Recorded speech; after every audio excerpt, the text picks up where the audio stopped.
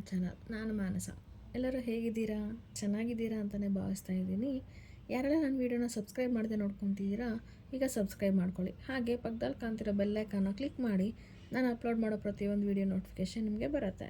ಇದು ಮಂಗಳವಾರದ ವೀಡಿಯೋ. ಅಂದರೆ ನಿನ್ನೆ ನಾವು ನಮ್ಮ ಮನೆ ದೇವ್ರ ದರ್ಶನಕ್ಕೆ ಹೋಗಬೇಕು ಅಂತ ಅಂದ್ಕೊಂಡಿದ್ದೀವಿ. ಅದಕ್ಕೆ ನಮ್ಮ ಮನೆಯಲ್ಲೆಲ್ಲ ಕೆಲಸ ಮುಗಿಸಿ ನನ್ನ ಮಗಳನ್ನ ರೆಡಿ ಮಾಡಿ ನಾನು ರೆಡಿ ಆಗಿದ್ದೆ. ನಮ್ಮ ಹಸ್ಬೆಂಡು ರೆಡಿಯಾಗಿ ಬಂದರು. ಸರಿ, ದೇವ್ರ ಮನೇಲಿ ದೀಪ ಹಚ್ಬಿಟ್ಟು ಹೋಗೋಣ ಅಂತ ಪೂಜೆ ಮಾಡ್ತಾಯಿದ್ದೀನಿ. ದೇವ್ರ ಮನೆಯೆಲ್ಲ ಪೂಜೆ ಮಾಡಿ ಆದಮೇಲೆ ನಾವು ರೆಡಿಯಾಗಿ ಹೋಗಬೇಕು. ಎಲ್ಲ ಪ್ಯಾಕ್ ಮಾಡಿ ಇಟ್ಕೊಂಡಿದ್ದೀನಿ. ನನ್ನ ಮಗಳಿಗೆ ಬೇಕಾಗಿರೋ ಐಟಮ್ಸ್ ಎಲ್ಲನೂ ಒಂದು ಬ್ಯಾಗ್ಗೆ ಹಾಕ್ಕೊಂಡು ಎತ್ತಿಟ್ಕೊಂಡಿದ್ದೀನಿ. ಇನ್ನು ಮನೆಯಲ್ಲಿ ಪೂಜೆ ಮಾಡಿಬಿಟ್ಟು ಅತ್ತೆಗೆ ಮತ್ತು ಮಾವನಿಗೆ ಹೇಳಿಬಿಟ್ಟು ಹೋಗೋದೇನೆ ಮನೆಯವರು ಗಾಡಿ ತೊಗೊಂಬರ್ತೀನಿ ಅಂತ ಹೋದರು ಮಾವ ಹತ್ರ. ಆದರೆ ಇವ್ರದ್ದು ಬೇರೆ ಬೈಕ್ ಇರೋದ್ರಿಂದ ಅದರಲ್ಲಿ ಹೋಗೋಕ್ಕಾಗಲ್ಲ, ಲಾಂಗ್ ಆಗುತ್ತೆ ಅಂತ ಮಾವ ಸ್ಕೂಟಿ ಇದೆ ಅದನ್ನು ತೊಗೊಂಬರೋಕ್ಕೆ ಹಳೆ ಮನೆ ಹತ್ರ ಹೋಗಿದ್ದರು.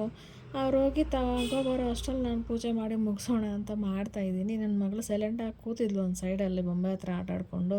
ಇಲ್ಲಾಂದರೆ ಪೂಜೆ ಮಾಡೋಕ್ಕೂ ಬಿಡಲ್ಲ. ಅಲ್ಲಿ ಬಂದು ದೀಪ ಹಚ್ಚಿರೋ ಹತ್ರನೂ ಬಂದು ಕೈ ಇಡ್ತಾಳೆ. ಭಯ ಆಗುತ್ತೆ ಎಲ್ಲಾದರೂ ತಗಿಸ್ಕೊಂಡ್ಬಿಡ್ತಾಳೇನೋ ಅಂತ. ಅದಕ್ಕೇ ಒಂದು ಸೈಡಲ್ಲಿ ಕೂರಿಸಿದ್ದೀನಿ. ನಾನು ಪೂಜೆ ಮಾಡಿಬಿಟ್ಟು ಬರ್ತೀನಿ, ಸುಮ್ಮನೆ ಕೂತಿರೋಕಂದ ಅಂತ ಹೇಳಿಬಿಟ್ಟು ಬಂದೆ. ನಂದು ಎಲ್ಲ ಪೂಜೆ ಮುಗೀತು, ಮಾಡ್ಕೊಂಡು ಇನ್ನೂ ಹೊಡ್ಬೇಕಷ್ಟೇ. ಅವರು ಗಾಡಿ ತೊಗೊಂಡ್ಬಂದರು. ಇನ್ನೇನು ಹೊಡಬೇಕು ನೋಡೋ ಅಷ್ಟರಲ್ಲಿ ಬ್ಯಾಗಲ್ಲಿ ವಾಟರ್ ಬಾಟ್ಲೇ ಇಕ್ಕಿಲ್ಲ, ಮರ್ತಿದ್ದೆ. ಮತ್ತೆ ಹೋಗಿ ವಾಟರ್ ಬಾಟ್ಲನ್ನ ಫಿಲ್ ಮಾಡ್ಕೊಂಬಂದು ಮತ್ತೆ ಬ್ಯಾಗಲ್ಲಿ ಇಟ್ಕೊಂಡೆ. ಸರಿ ಹೋಗೋಣ ಬಾ ಅಂತ ಕರೆದ್ರು. ಆಚೆ ಹೋದ್ವಿ. ಹೆಲ್ಮೆಟೆಲ್ಲ ಹಾಕಿದ್ದೀನಿ. ಈ ಬ್ಯಾಂಗ್ಳೂರಲ್ಲಿ ಹೆಲ್ಮೆಟ್ ಇಲ್ದಿರ ಹೋಗೋದಕ್ಕಾಗಲ್ವಲ್ಲ, ಕಂಪಲ್ಸರಿ ಹೆಲ್ಮೆಟ್ ಇರಲೇಬೇಕು. ಸರಿ ಹೋಗೋಣ ಅಂತ ಹೊರಟ್ರೆ ನಮ್ಮ ಮನೆಯವ್ರ ಗಾಡಿ ಕೀನ ಮನೆ ಒಳಗಡೆ ಬಿಟ್ಟು ಬಂದಿದ್ದಾರೆ. ನಾನು ಲಾಕ್ ಎಲ್ಲ ಮಾಡಿಬಿಟ್ಟಿದ್ದೆ. ಮತ್ತೆ ಹೋಗಿ ಹುಡ್ಕಾಡ್ತಿದ್ದಾರೆ, ಎಲ್ಲೂ ಸಿಗಲಿಲ್ಲ ಅಂತ. ಮತ್ತೆ ಬಂದು ನನ್ನನ್ನೇ ಕೇಳ್ತಿದ್ದಾರೆ, ನಿನ್ನ ಕೈಯಲ್ಲಿದೆಯಾ, ಮಗು ಕೈಯಲ್ಲಿದೆಯಾ ನೋಡು ಅಂತ. ಇಲ್ಲ ಅಂತ ಹೇಳಿದಕ್ಕೆ ಮತ್ತೆ ಹೋಗಿ ರೂಮಲ್ಲಿ ಇತ್ತಂತ ತೊಗೊಂಬಂದರು. ನಾವು ಇನ್ನೇನು ರೀಚ್ ಆದ್ವಿ. ನಮ್ಮ ಮನೆ ದೇವ್ರ ದೇವಸ್ಥಾನ ಇರೋದು ಚಿಕ್ಕ ತಿರುಪತಿಯಲ್ಲಿ, ವೆಂಕಟರಮಣ ಸ್ವಾಮಿ ದೇವಸ್ಥಾನ. ಅಲ್ಲಿಗೇ ಹೋಗಿದ್ವಿ. ನೋಡಿ ಎಷ್ಟೊಂದು ಕ್ಯೂ ಲೈನ್ ಇದೆ. ನಾವು ಹೋಗಿದ್ದು ಬೇರೆ ಮಂಗಳವಾರ ಅಲ್ವಾ, ರಶ್ ಏನೂ ಇಲ್ಲ, ಯಾವ ಜನಗಳೇ ಇರಲಿಲ್ಲ.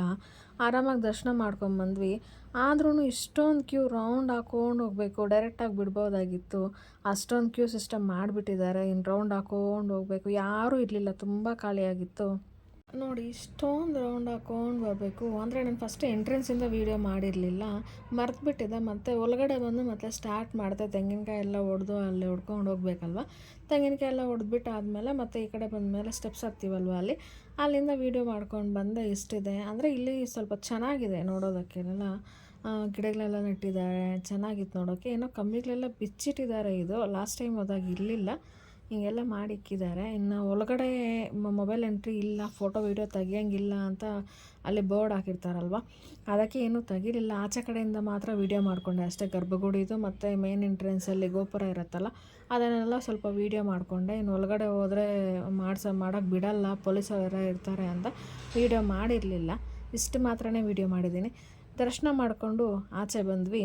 ಆಚೆ ಬಂದು ಅಲ್ಲಿ ಅರ್ಶಿನ ಕುಂಕುಮ ಇಟ್ಟಿರ್ತಾರಲ್ವ, ಅರ್ಶಿನ ಕುಂಕುಮ ಎಲ್ಲ ಇಟ್ಕೊಂಡು ನನ್ನ ಮಗಳಿಗೆ ಮತ್ತು ಹಸ್ಬೆಂಡ್ಗೆ ಇಬ್ರಿಗೂ ಕುಂಕುಮ ಇಟ್ಕೊಂಡು ಮಾತಾಡ್ಕೊಂಡು ಹೋಗ್ತಿದ್ದೀವಿ. ಅವ್ರು ಕೇಳ್ತಾಯಿದ್ರು, ಪ್ರಸಾದ ಏನಾದರೂ ತಗೋಬೇಕಾ, ಕಡಲೆಪುರಿ ತಗೋಬೇಕಾ ಅಂತ ಕೇಳ್ತಾಯಿದ್ರು.